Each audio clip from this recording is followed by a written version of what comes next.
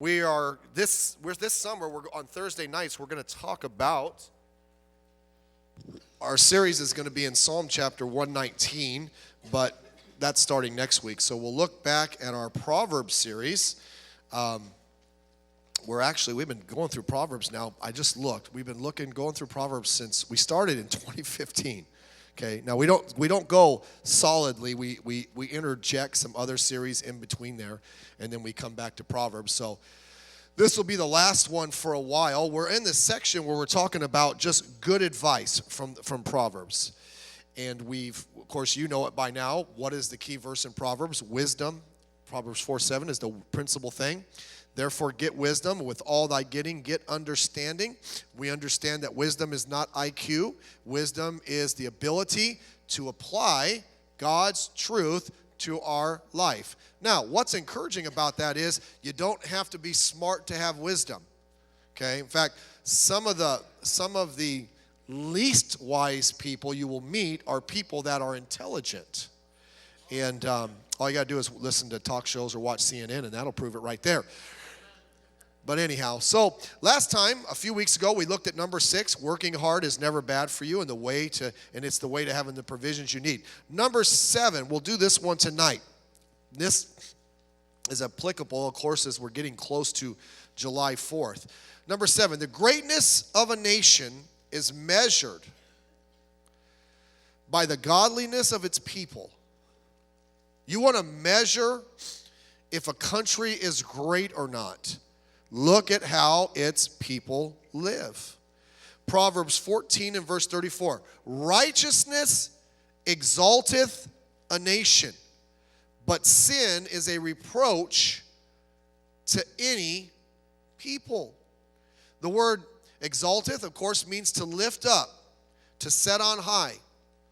Righteousness lifts up or sets up on high a nation. But sin is a reproach. Reproach is shame to any people. You need proof of that. You can look at God's dealings in the Old Testament with the nation of Israel. As you read through the Kings, you'll see the phrase, you'll see the phrase there with the Kings. And he did that which was right in the sight of the Lord. Or he did not that which is right in the sight of the Lord. And those that did right in the sight of the Lord, things went better for them.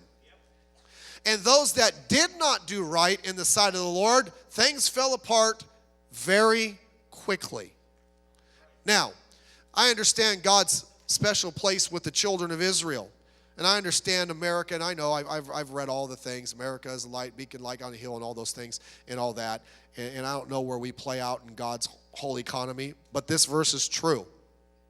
One of the reasons America had been blessed since its inception was because of the fact that we were, for the most part, generally speaking, not everybody was, a nation that believed in righteousness. A vast majority of the men we would call our founding fathers had theological degrees from college. Don't believe it when you see these people try to, this revisionist history. No, they weren't Christians. They had, and not all of them were, by the way. Benjamin Franklin was not, but he was a moral man and believed the principles of the Bible.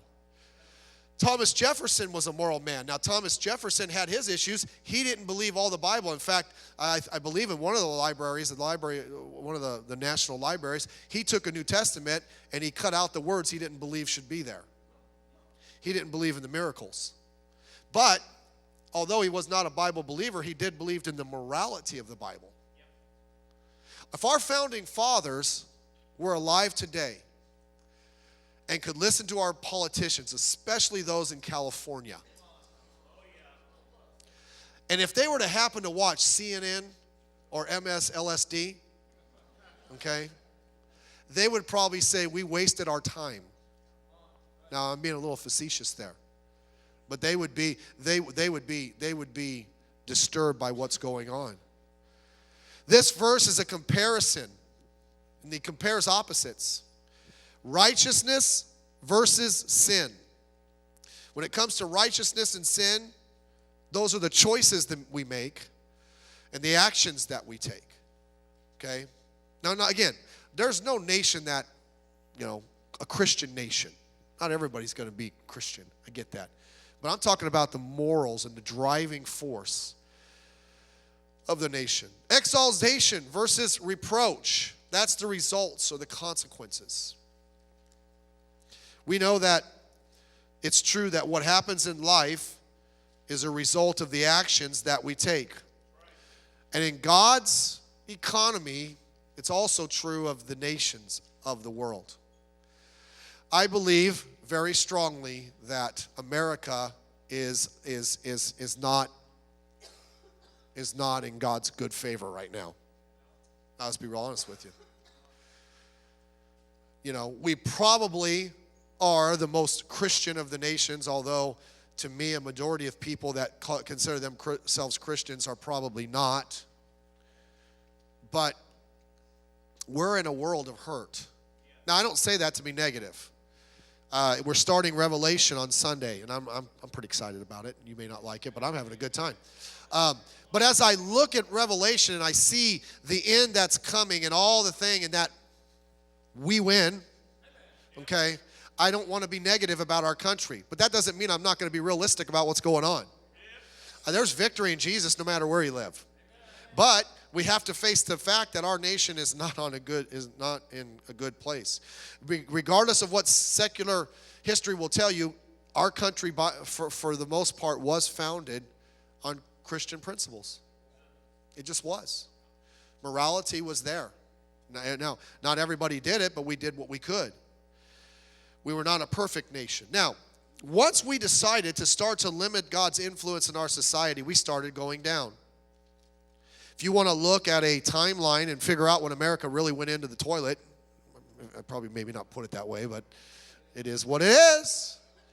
Look at the graphs of some of the major ills of our society today and where it started going downhill. It started in the 60s. And it coincides with two things: taking Bible reading out of the school and taking prayer out of the school. These school shootings are reprehensible.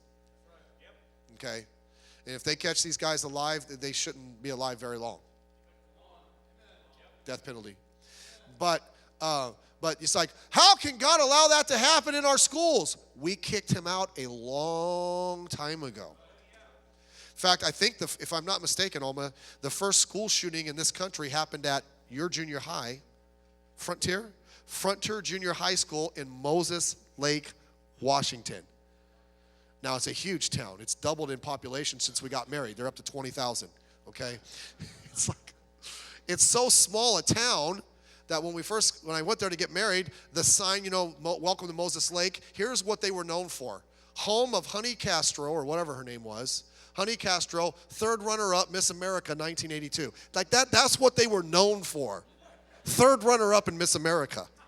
Okay, and the first school shooting in our nation was right there. And it's gotten worse. And by the way, I'm not seeing it going away, and you can get rid of all the guns you want.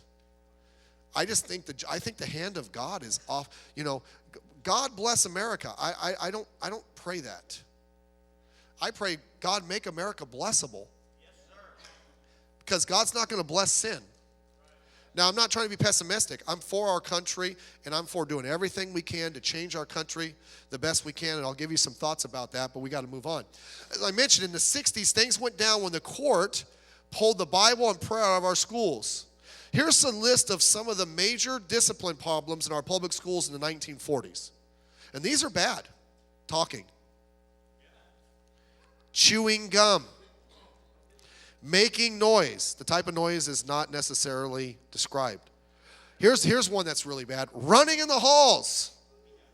Okay, this one, people should be shot. Getting out of turn in line.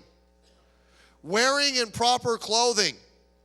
And then the worst of the worst, not putting paper in the wastebaskets. That's what they were dealing with in school. Paul raised his hand like, I wish we could do that at church.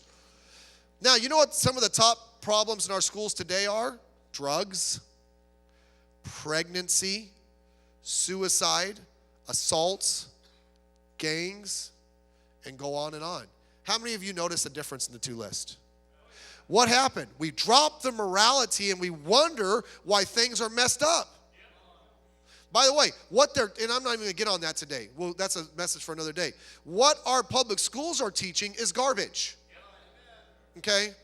It's more a factory to make you a new social citizen than it is to train you for what you're doing. But we're moving on. If we are not blessed in this country, then, to be honest with you, we're probably being cursed. Look at the verse there in Proverbs. Proverbs 11, verse 10 to 11. When it goeth well with the righteous, the city rejoiceth. And when the wicked perish, there is shouting. By the blessing of the upright, the city is exalted, but it is overthrown by the mouth of the wicked. Now, I want to give you 4 reasons why a nation is either blessed or cursed. And I'm going to give them to you in question form, and they're on your paper there from the verse. Okay? Here's how we should figure it out. First of all, how are the righteous treated? When it goeth well with the righteous, the city rejoiceth. Now, we need 2 things in this country. We need to, in any country, to be honest with you, we need people that will strive to be righteous, but if we're really going to have God's blessing, because you can do that in any country, you can live righteous in any country, whether it's good or bad, you need a government that does not stop that. Now, where have we been in America for years? Christianity was accepted. If you were a Christian, they may not agree with you, but it's okay. Now, Christianity is at the bottom of the food chain. All right? Fact of the matter is, if you're a Muslim, they won't even say a word to you no matter what you do. But if a Christian does the same thing, how come it's only Christian bakers going to court? Go to a Muslim baker, and by the way, they're here. I go see Dr. Peck. That's a bad thought, but anyhow, inside joke. I go see Dr. Peck, and he's over in, is that Buena Park? I don't know where it is. It's past Buena Park. And when I'm driving up Brookhurst to go to his place, it's like I'm in Little Baghdad. There's a store there, and I'm not anti-Muslim people. They can get saved.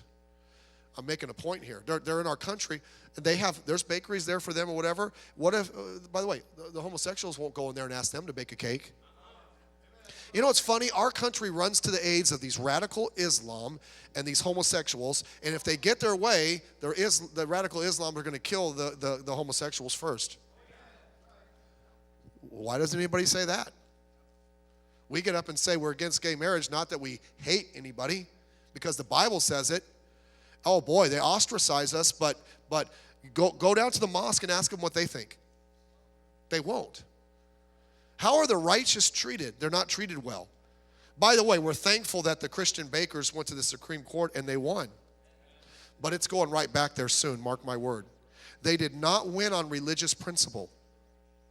They won because the court said that the ruling violated their not based on them baking a cake or not, but because they discriminated against them specifically for being Christians, because there was other cases like that. They didn't say that they had the First Amendment right. So it's going to be back in court again. Watch. Lawyers find a way to do that. But they're after us. Remember the worker in Kentucky who just was put in jail for not issuing a gay marriage license? Okay? We're not pro-Christian in this country anymore. Now, it's not bad. I'm not whining. We have it better than we have. By the way, we have no right to whine about that. I'm just making a point, the direction our country is going. That's the point I'm making. You know, you can't have Bible clubs in school, but yet the San Diego school district is promoting Islamic principles and parts of Sharia law. But yet, if you're a Christian, you just want to bring your Bible, they're going to give you a hard time. You'll have a better chance of getting drugs on campus. It's just what's going on. So how are the righteous treated? Well, America fails that one miserably. How are the wicked punished? And when the wicked perish, they're shouting. Now notice that. When the nation makes sure that it's well with the righteous, things are going to go right. But when the wicked perish, there is shouting. That's not vindictive. I think that's talking about because they violated laws. If you violate laws, you should be punished. Amen. Okay? But our government does not do that anymore. And I'm not getting on immigration or anything, but we make certain things political things, and we let people off for heinous crimes because of a political belief instead of just looking at a situation if it's right or wrong. Remember the sanctuary thing in San Francisco and an illegal alien? I'm not getting on illegal aliens right now, but he shot and killed a tourist, and he got off simply because of this other fight over here. Instead of saying, it doesn't matter who you are, you killed somebody, you ought to get the electric chair. Not using it as some kind of political ploy, but that's where we're at in our country. And there's others. I remember many years ago, when I was in Bible college in Chicago, there was an article in the paper, a fella got 7 years for raping a girl. The jury found him guilty. Here was his sentence. The judge got up and said, I'm going to give you 7 years in jail, but I'm terminating the sentence immediately and letting you go. Here was his reasoning. Because I think that if you go to jail for 7 years, you'll come out worse. 6 months later, he not only raped another person, he killed him. The stupidity in our country when it comes to that. You know, right should be exalted, and wrong shouldn't. That's why watch the entertainment you're watching. You're watching garbage where they're uplifting lawlessness. And we ought not to do that. Punishment is deterred. By the way, they don't want you to punish your children. Hey, little Oswald needs punishment. Okay? Or else he's going to grow up to be a big Oswald. Okay? And I'm not talking about killing your kids or anything, but I'm just saying they need guidelines. But no, you can't do that. You got to no, little Oswald isn't running it. I was walking, we had to get a refrigerator, so Hannah and I were looking around, and she went to another store, and I was walking to Lowe's. And there was this lady out there, and her little 4-year-old was on the ground just throwing a fit. Now, if it was my kid, I would have drug him to the car, and we would have talked about it. But I did like what she did. She sat there on her phone and said, I'm not changing because of that, so let me know when you're done. And she's just on her phone letting the kid throw a fit like, go ahead, act like that. You're not getting your way. At least she wasn't giving the kid her way. Most of them like, I don't want little Oswald to throw a fit, so I'm going to give him what he wants. No, give him what he needs. Okay, all righty. Next, are the believers righteous? And again, you know, all of these I could have a full message on. I read way too much stuff from what's going on. Are the believers righteous? By the blessing of the upright, the city is exalted. The upright are bringing the blessing. But guess what? We don't have that like now. The people in this country who call themselves Christian, we've got to shoulder some of the blame, if not a lot of the blame, for what's going on in this country. Yes, we do.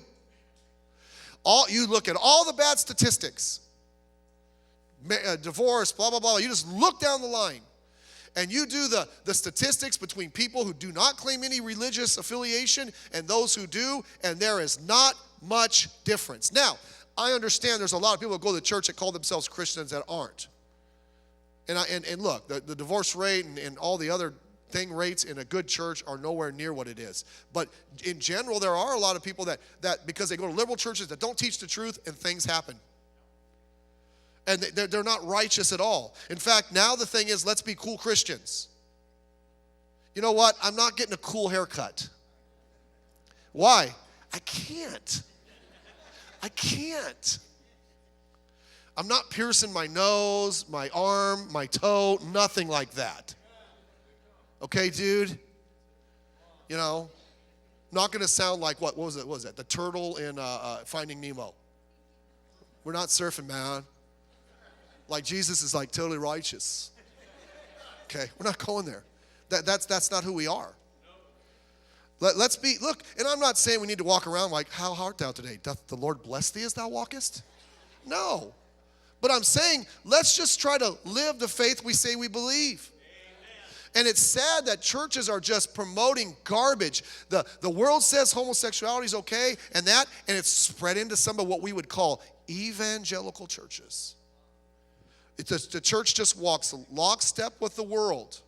We can't stand to get. Look, if you listen, I'm not getting on music today. That'll be another day. If you listen to this garbage contemporary music, and some of these idiots like Hillsong are very, very popular, their pastor thinks homosexuality is okay, and he wouldn't even stand up on national television against abortion.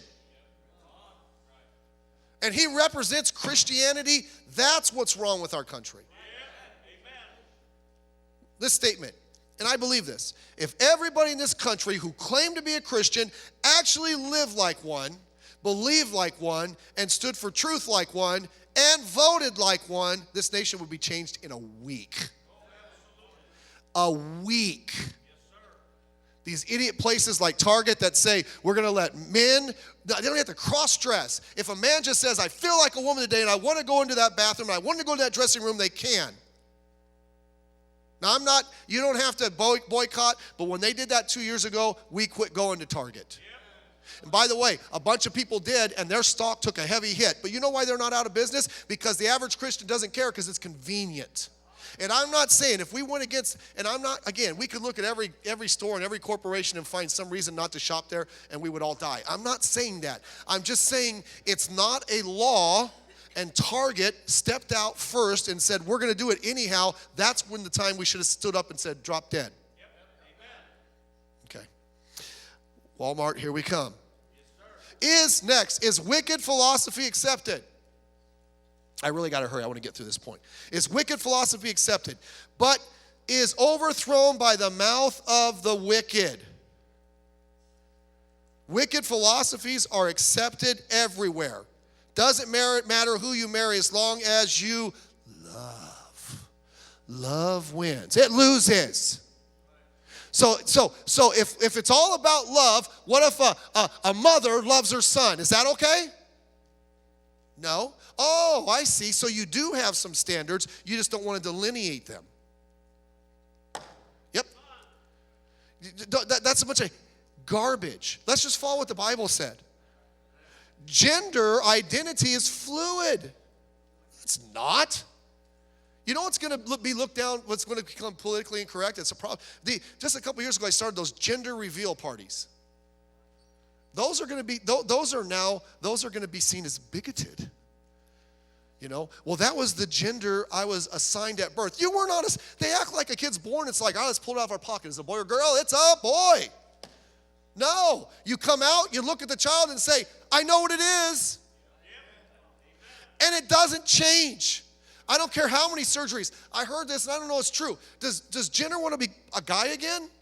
I think he's already having remorse. Maybe he ought to try becoming an animal. Okay, where's all this going to end? There's so much stuff. Some people love the environment. It's churches. Look I'm not a Southern Baptist, but the Southern Baptist Convention is messed up. They just had a big thing. They were for social justice and all this garbage. And Mother Earth. It's like, brother, why don't you pull the Bible out and read it? We're moving back here for a minute. Before I move on, let me say this. I saw an article, I read this, and this is our society, and this is where it's going. I think I saw it on Twitter. I read the article. It was a lady, and this was like in a popular magazine, and she was talking about her new house situation. She's married. Her and her husband love each other, and they're still married and living in the same house, but they both came to the agreement that it was okay that her boyfriend moved in. Now, it was okay for them to both date while they're married. He didn't really find anybody else. Now, by the way, they still love each other, but they want to bring other people into the relationship. And so she found this guy, and it's like, hey, I love this guy too. Why don't we bring him to the relationship? It's like, okay. Now, this nutcase set her 4-year-old and her 8-year-old down. And in the magazine's like, see, this is so good. Kids get it. And they told the kids, we're going to bring this guy in because, mommy and daddy don't have to just love each other. And the 4-year-old goes, oh, it's like I love daddy, but I also love mommy. And the mom said, yeah, you got it. What kind of, I can't even throw a word out there without cussing. Do you think you are? And now she's going to keep her old husband, but they're going to get divorced so she can marry the other guy, and they're all still free to date whoever they want. And this reputable magazine throws it out there like, oh, isn't that a wonderful story of love? It's a story of stupidity and immoral. Okay, dinner wasn't real good at the house tonight. So what can we do? Let me give you some thoughts and we're done. Let's raise the next generation right. Okay? Raise the next. Listen, quit watching what's on television and quit listening to what's on the radio and using that to decide what is right and wrong. Okay? Why don't we just follow this book right here? By the way, the world has never really loved it. Our society, for many years, this country was okay with it, but now they're not. So what? They look, let them have the families that are messed up, and let us go out there and reach them, but let us not follow that nonsense. You follow your heart. Really? That leads to your head getting chopped off. Let's raise the next generation right. You cannot, look, we try to help everybody we can in this church, in our society. But all we can guarantee that we have the most influence on are the ones within our walls of our house. So let's start there. Let's not think we have to follow the world. I'm not saying hate them. By the way, I don't hate anybody out there. You know, that lady, and I'm upset with the sin, but that lady who thinks it's okay to have two husbands and both of those guys are dating and she's still dating others and they're throwing that stuff at their kids. That's how, in our society with all the garbage that's going on and the satanic influence, that's how unsaved people are acting. And they're going to reap the results of that type of lifestyle. But we can make sure we don't reap that. Okay? That's the point I'm making. Let's raise the next generation. Next, let's make sure we live and act like Christians. Okay? Let's just make sure, hey, I'm gonna know what the Bible says. I'm gonna be solid in my mind that this is what I'm supposed to do, and let's just do it. Next, let's reach our area with the gospel. Look, these people may talk themselves into it. CNN and all these other networks might try to push people that this is okay and this is just a new lifestyle to live. But when people live that way, deep down in their heart, they're never going to be happy. They're not. Sin doesn't make anybody happy. They're searching for happiness. If Jenner wants to be a guy again, and I don't know if that's possible even, but if he wants to be a guy again, he found out that he swallowed a lie, and that's exactly what it was. That was a lie. People are looking for happiness. They have no idea where it is, and they'll grab onto some crazy thing to get it. And the sad thing is, when they get to the end, it's like, that wasn't it. But we can help them with the gospel, can we not? Summer saturation, we'll see here next Tuesday. Next, let's make sure that you are not influenced by our culture. Okay? Let's make sure we are not influenced by our culture. See, what the culture tries to do, it sets up all this new nonsense, and then what it tries to do is to tell you is that if you don't follow this, you're weird. And people don't want to be weird. No. We're not weird. What's weird would be me going home and my wife saying, tonight I'm sleeping in the other bedroom with my boyfriend. Listen, if she even hinted at having a boyfriend, his life would not be much longer. I'm not threatening, but there would be, if my wife, I think we should both date other people. I'm like, I know you were taking vitamins. Did you accidentally take a drug? Are you kidding me? Okay. But we can live right. Let's not be influenced by the culture. And then here we go. You won't like this, but that's okay. Let's back the right people when we're voting. I'm not telling you who to vote for, but I'll just be honest with you. I'm going to say this, and maybe don't put this on the tape. I'm not telling you who to vote for, but sometimes people in our church come up and tell me who they vote for, and I'm like, I don't say this, I think it. Do you have a brain in your head? You've got to be kidding me. Come on. Look. We have no right to complain about who. California is an exercise in social stupidity. But you know why they can do whatever they want in California? Because they have a super majority of liberals. They can vote anything they want because it's going to pass. Because Christians are voting for people who are godly. And Donald, and I'm not saying you should vote for Donald Trump. Well, yeah, no, I wouldn't vote Hillary. Are you serious?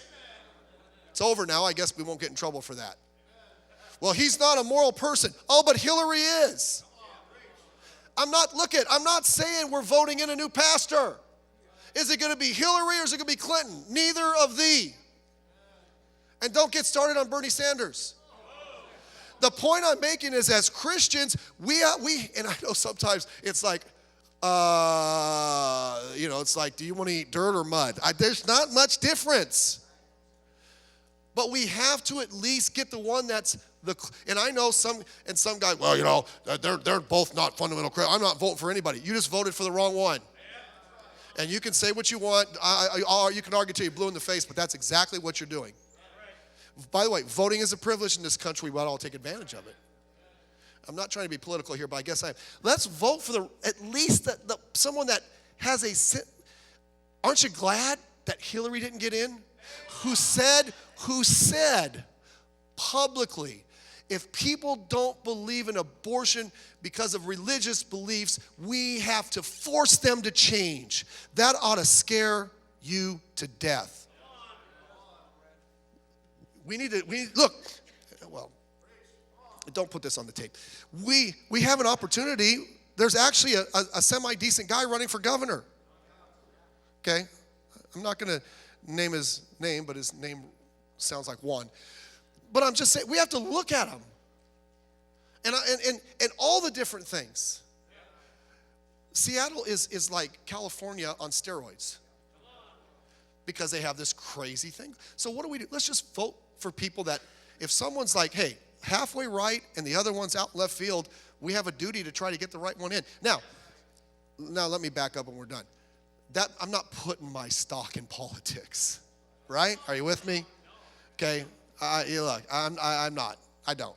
But you know what? I want to at least, I want to go vote and at least say, hey, I did what I could.